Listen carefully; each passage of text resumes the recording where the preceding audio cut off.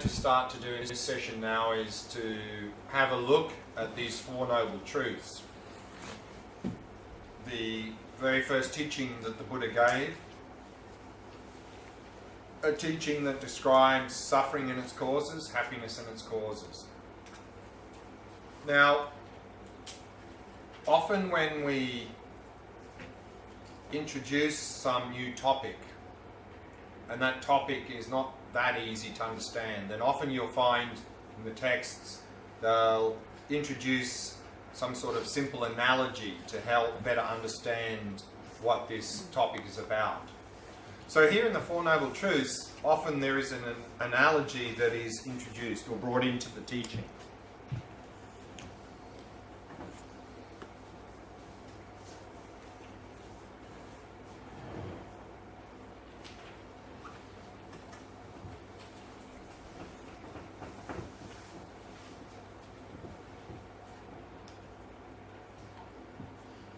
And the analogy that's often presented is the analogy of some sort of physical illness.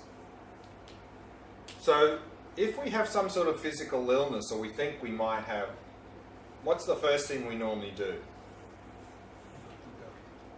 And when we go to the doctor, what does the doctor normally first do?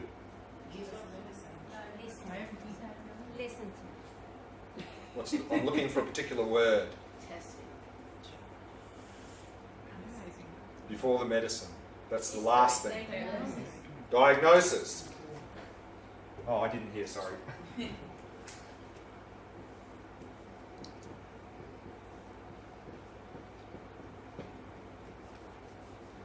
And usually the diagnosis has two steps. The first step, they would maybe do an examination to have a look at the various symptoms that we're displaying.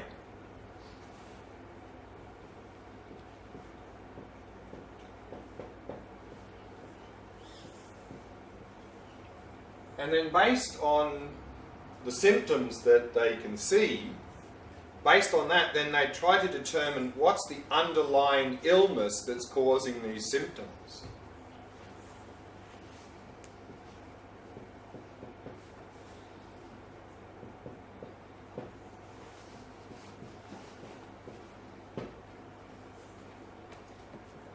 And then what comes after diagnosis?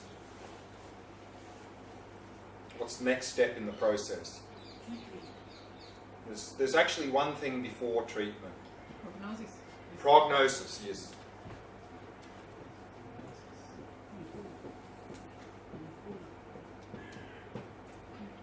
And the analogy we're working with here is a curable illness. So prognosis, of course, is based on what they believe is our illness, whether or not we can cure that. That's prognosis. And then, of course, here the analogy is a curable illness, so the prognosis is, yes, we can cure that illness. And then, of course, following prognosis comes the cure, the medicine.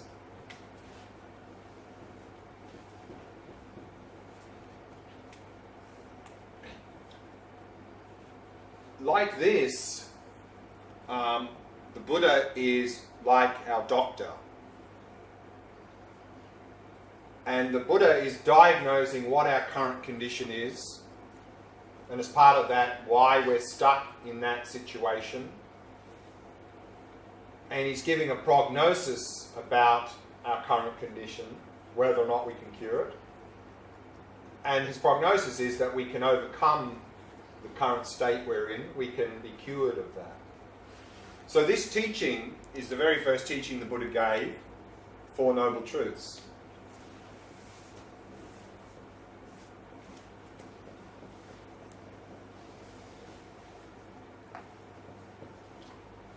So the first Noble Truth, normally or most often, is translated into English as suffering.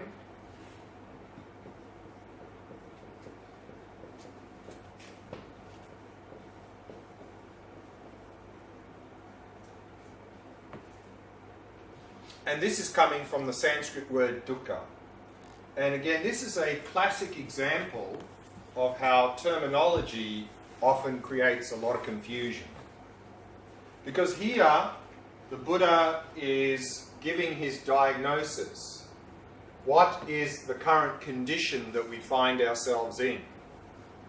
And so what you'll often hear is people say, according to Buddhism, according to the Buddha, we're stuck in a state of suffering.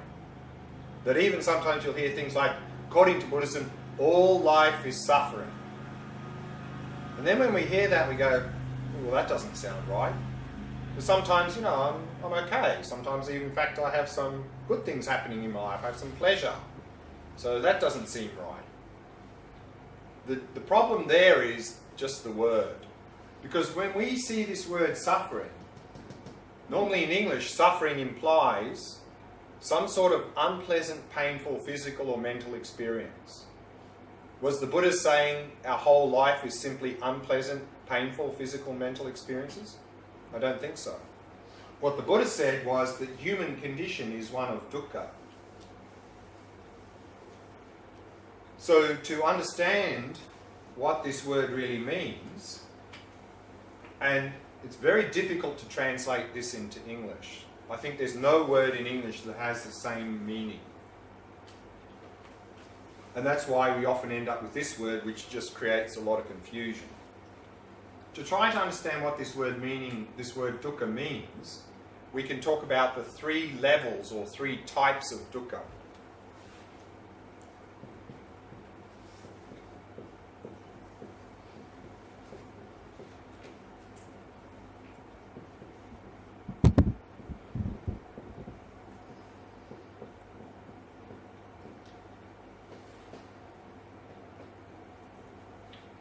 And the first is actually the dukkha of suffering. And here the word suffering does in fact mean unpleasant, painful, physical or mental experiences. So part of the human condition is that sometimes we have unpleasant experiences. So that one we can definitely relate to. That's easy. We understand that one.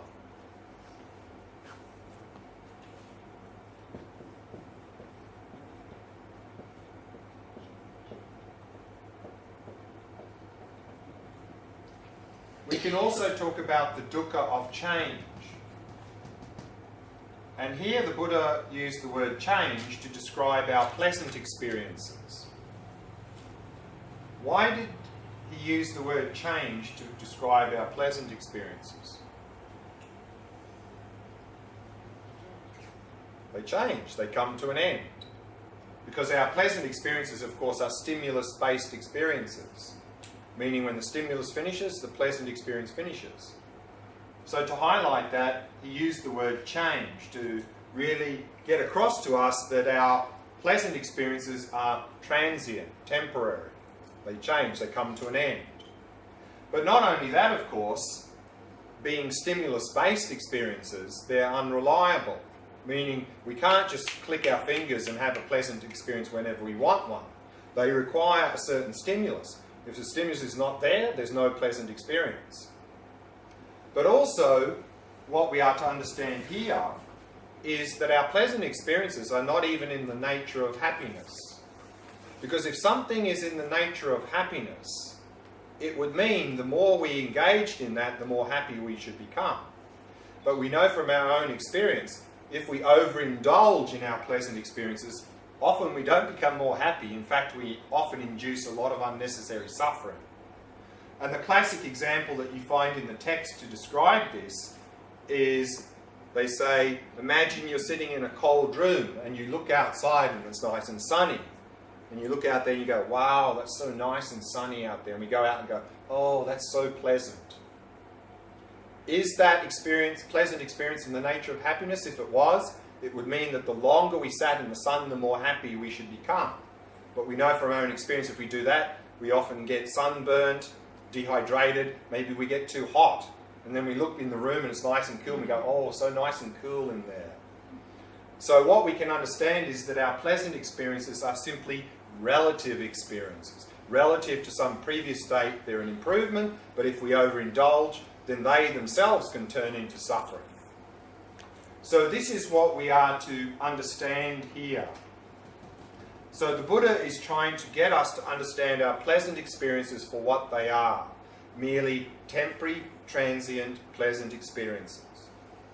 Unfortunately, of course, we often see pleasant experiences as happiness. And so what we do is we have a lot of craving to them, trying to get them, trying to hold on to them, trying to make them last. But what does that do, of course, is just creates a lot of frustration and disappointment and suffering. So by describing it in this way, the Buddha is saying, understand them for what they are. Don't hope or expect that they're going to make you fulfilled or have some sort of lasting happiness. Now, of course, many spiritual traditions understand that craving and desire for pleasant things is a source of suffering. So this understanding is not something unique to Buddhism, and if we reflect on this a little bit, we can also appreciate that our pleasant experiences for what they are. But underlying both these, our pleasant and unpleasant experiences, there's something a little bit deeper going on.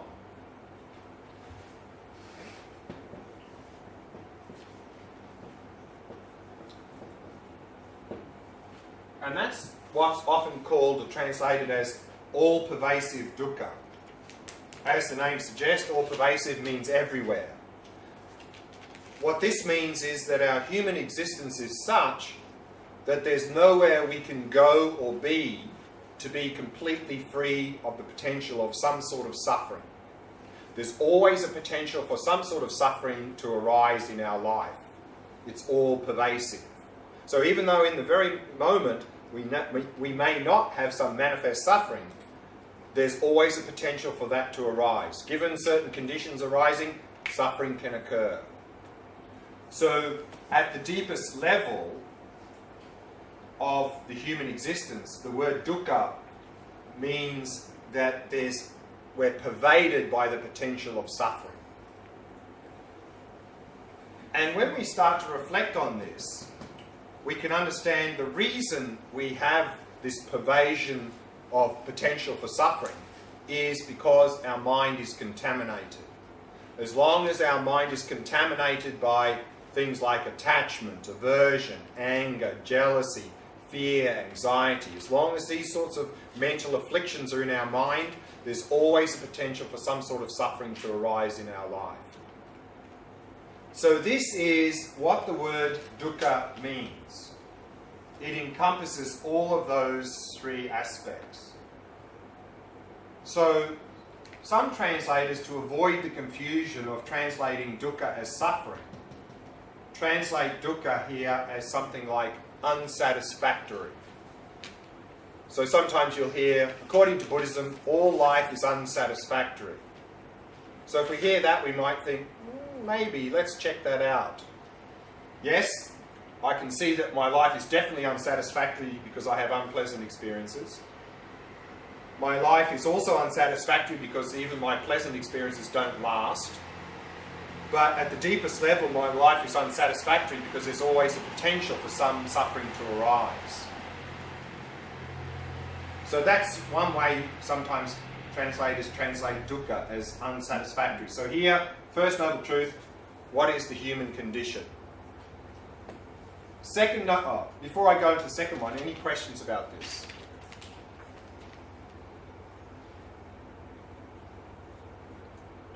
So second noble truth, what is the underlying illness? What is the cause? Why are we stuck in this state of dukkha?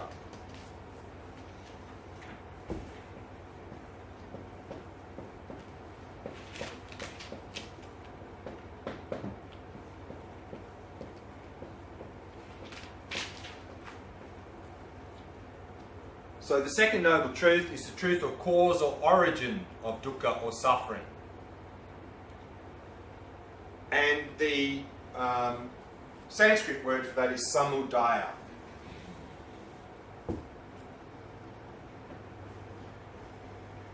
So what is the underlying cause or origin of dukkha? So here, two things are often identified.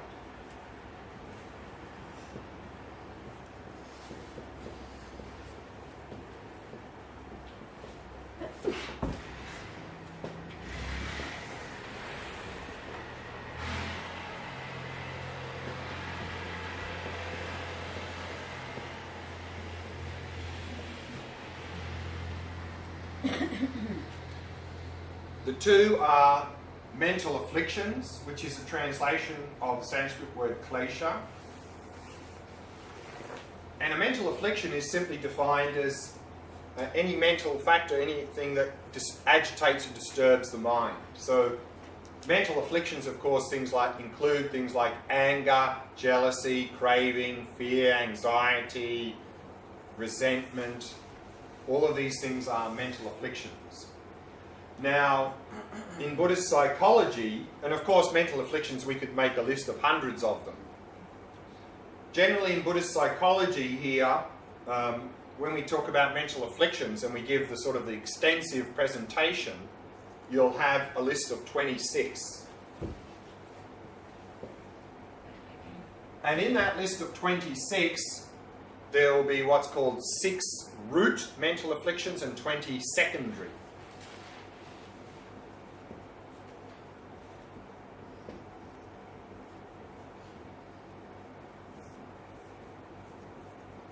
So 6 root ones mean 6 main ones, and out of those you can get sort of 20 variations or other things.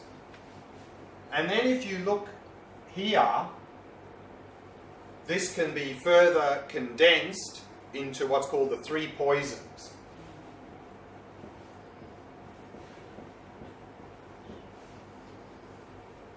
So these are called the 3 poisons because they poison our mind. And we're going to look at these this afternoon, just to briefly list them here.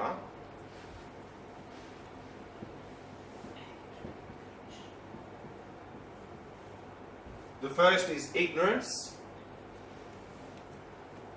And ignorance in general, of course, is just simply being confused about something. But here in the 3 poisons, we're talking about a very specific type of ignorance. It's an ignorance that is confused about the nature of reality. It's an ignorance that misunderstands how we exist and how the world around us exists. So this is the first one.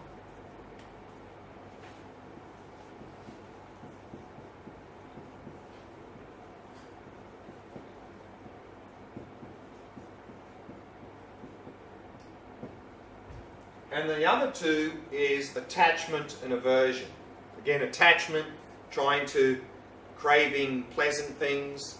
Aversion, trying to push away unpleasant things. So these are the 3 core mental afflictions.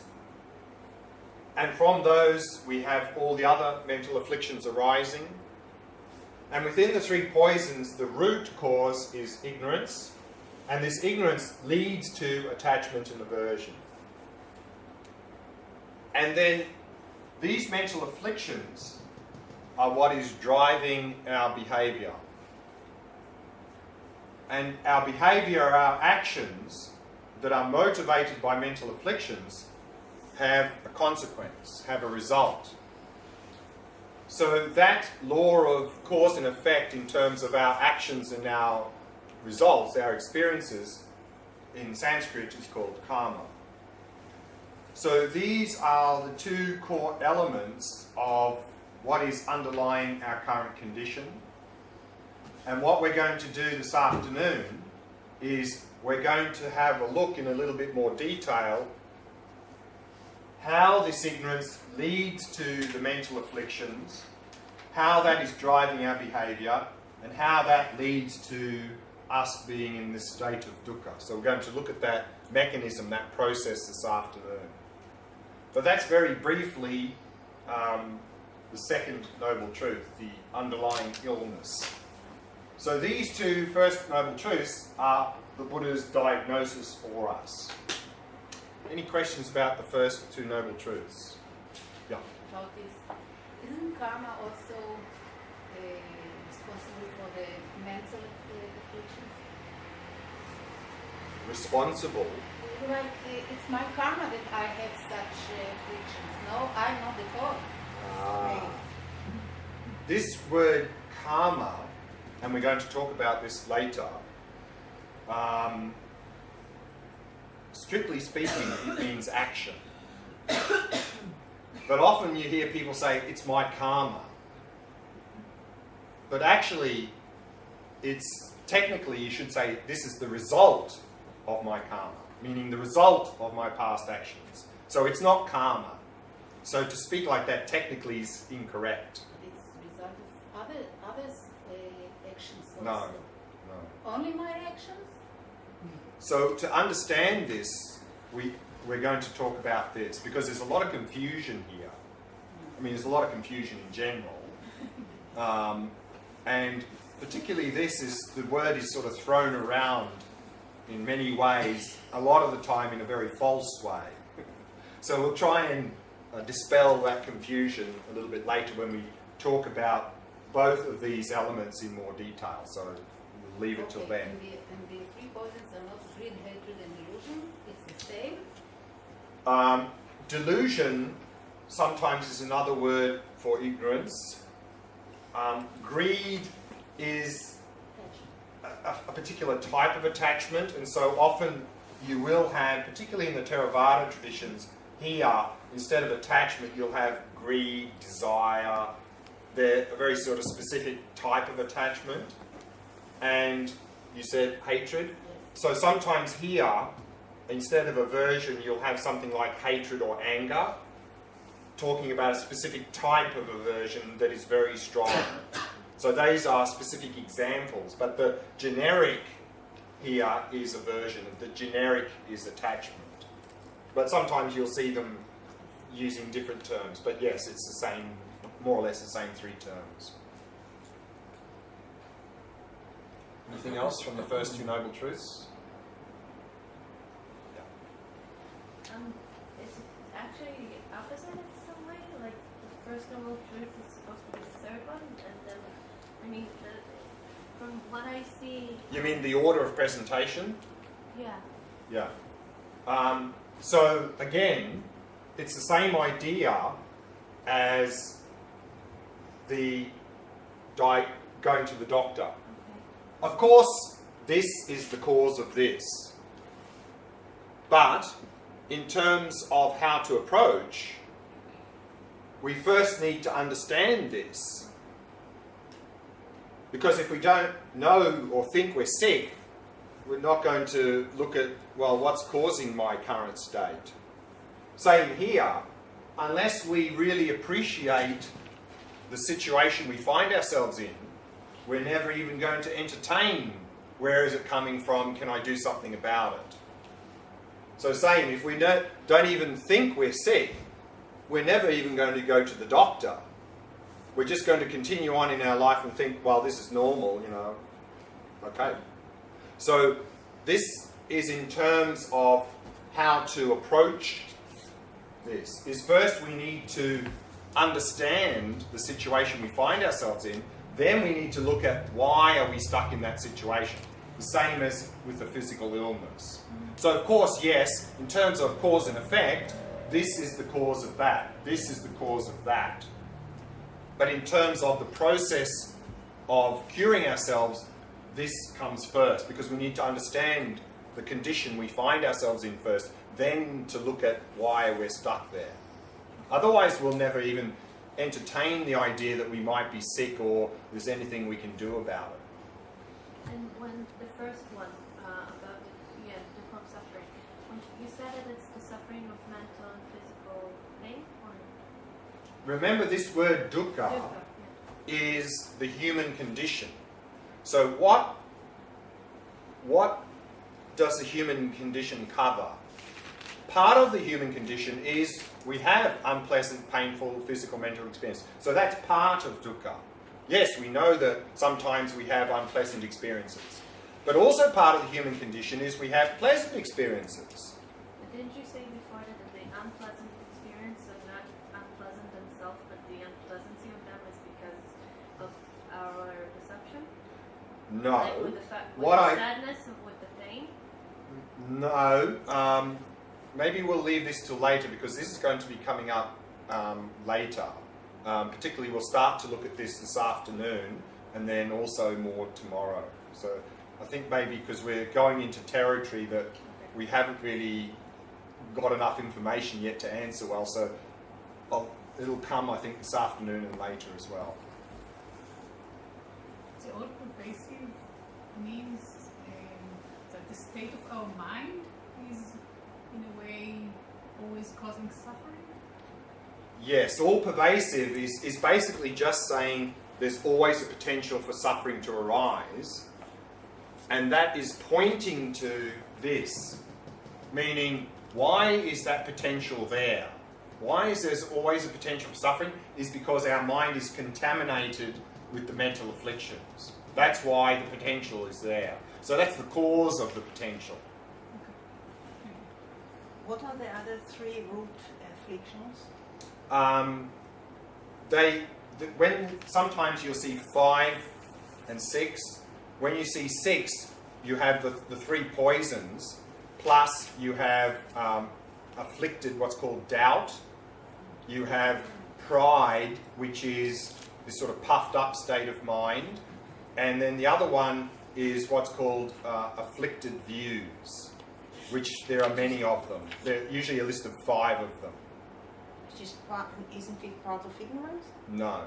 They're mentioned separately because these afflicted views are usually ones that are generated through wrong intellectual processing because of ignorance. These are often views, false views that come from ignorance. Can you elaborate about the actions? Can I, what, sorry? Elaborate, just to explain something more about it.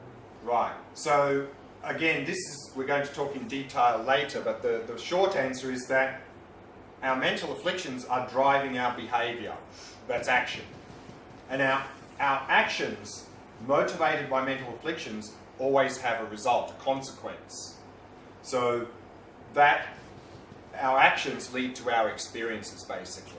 So that's what we're talking about here. But how that mechanism works, we're going to look at later. Why is doubt as a mental affliction? Well, technically it's called afflicted doubt. And it's a specific type of doubt. And it's a doubt that doubts that thinks that this is not true. So that sort of doubt will block us from progressing. Because we doubt, oh no, it can't be like that. That's the sort of doubt we're talking about. The reason it's there is because, again, when we have this doubt, it stops us from moving forward. Because we just doubt everything. We doubt any of this, that it could be true. Like nihilism. Yeah. Well, doubt would, yeah. I mean, there are many types of doubt. Some are useful. Like if we doubt our current view, we think, well, my current view is this false view. And if we start to doubt that, that's healthy because it helps us to move away from that. But the doubt we're talking about here is a doubt that is doubting the correct view. So if we doubt that, then we never move forward. We hold on to our false view and never challenge our false view. So that's the sort of doubt we're talking about there. You started the lecture by saying check what I Correct. said. Correct. So this is also kind of doubt. Again, it's a positive doubt in terms of enabling us to question. This sort of doubt is blocking us from checking. So this sort of doubt I'm talking about here is if someone says something new, you go, no, that's not true. That's the sort of doubt. It's stopping us from checking or testing our current assumptions. So is it like a doubt that's driven by the fear of change? Well, it can be driven by a number of things, of course. So there is often when the doubt is presented, it's often presented in a number of different types of doubt, and there's a positive doubt, which is exactly this: is to doubt our current beliefs, and then to check out other things. The negative doubt is a doubt that will not enable us to challenge our current beliefs. That's the sort of doubt we're talking about here, because it basically stops us from developing different ideas, different perspectives. Not just resistant to something. Yeah, so that it's a doubt that is sort of doubting any new ideas. No. Okay. So then the third noble truth, the prognosis, here in the analogy is it's a curable disease, so the prognosis is yes, you can be cured. So the third noble truth here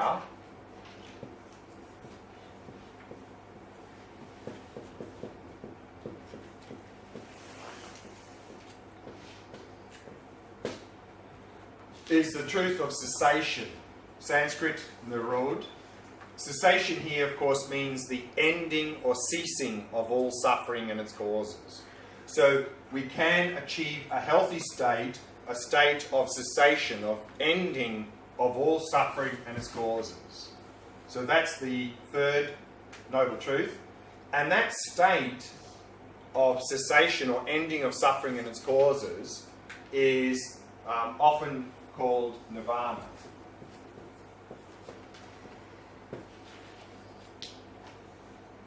Whereas now we are stuck in this state of dukkha. And from a Buddhist perspective, we are not just stuck in this state now, but we're stuck in this state life after life. We continuously cycle in this state of dukkha. And that cycling in this state is called samsara.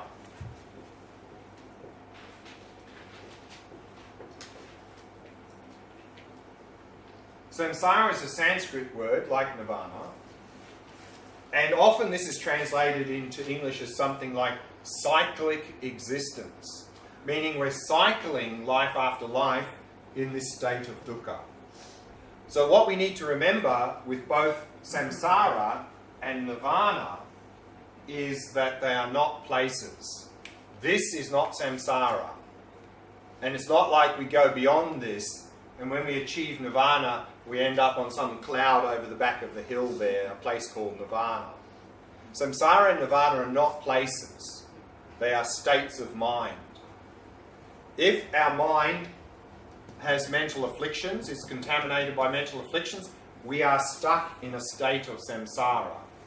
When we liberate our mind of all mental afflictions, we are in a state of nirvana. So they are states of mind, not places. How do we achieve this state of nirvana? What's the cure?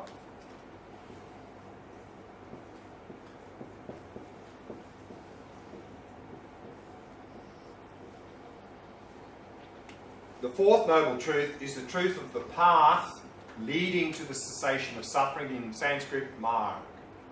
So what is the medicine that we need to take to achieve the goal of nirvana? So that's the fourth noble truth, truth of the path.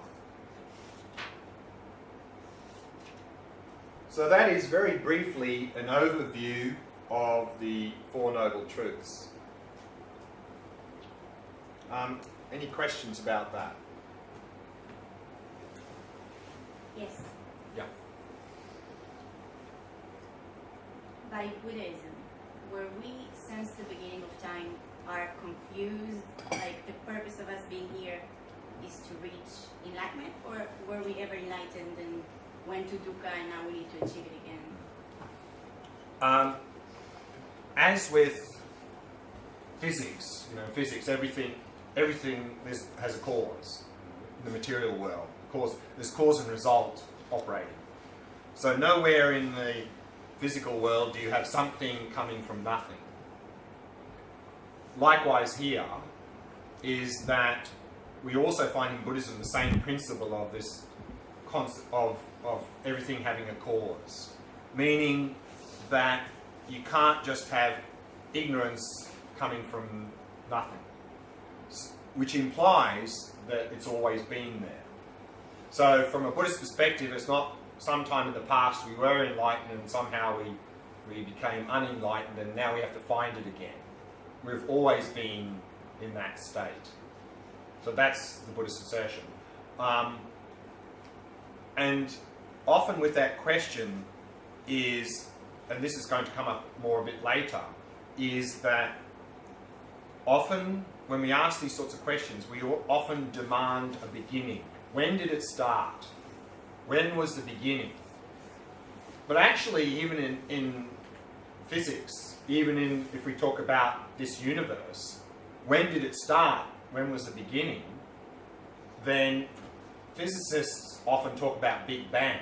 That's one of the most popular theories these days. But of course, I think no physicist would say Big Bang means the universe popped into existence from nothing, because that would violate their fundamental principles. So often they talk about Big Bang as some infinitesimally dense something. It was something, it wasn't nothing. It wasn't like, poof, the universe appeared from nowhere out of nothing.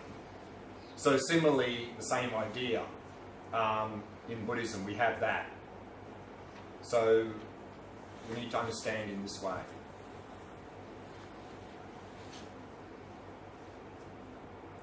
Okay, so what we can see from these very brief overview of the Four Noble Truths is that the source of our suffering lies within our own mind. And how to overcome that is we need to eliminate those mental afflictions in our mind. So basically, we need to transform our mind.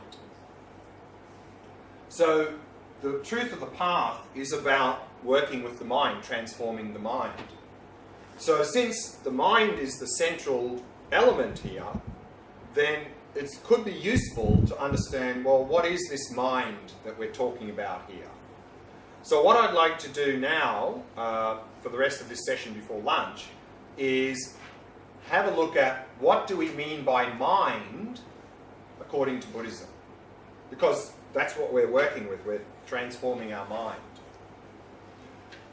And to talk about this, I'd like to first introduce another theory of mind, because in our modern society there are many theories of mind.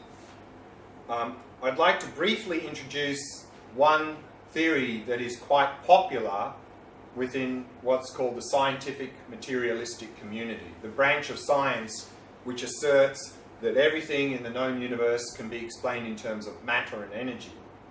So here, the mind is considered to be nothing more than the brain. Either the brain, a function of the brain, or what's called an emergent property of the brain.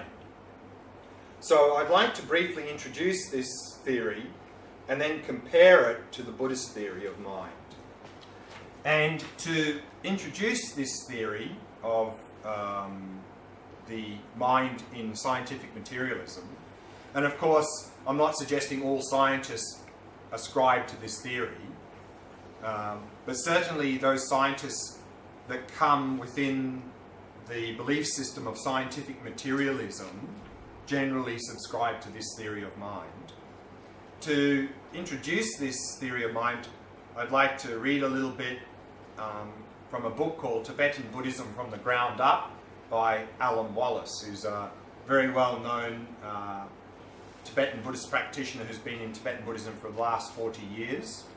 And now in the last 20 years he's really following closely the Nyingma school of Tibetan Buddhism. And so this is what he, and also he does a lot of work. He has a PhD from Stanford, and he does a lot of work together with the scientific community, particularly neuroscientists, to try to come to a common understanding. So this is how he presents this theory, very briefly. He says, contemporary scientific materialism asserts that objective reality is composed entirely of matter and energy, and that reality has been that way since the origin of the universe. In this scientific system, and here he uses the word awareness. So here again, terminology can be very confusing.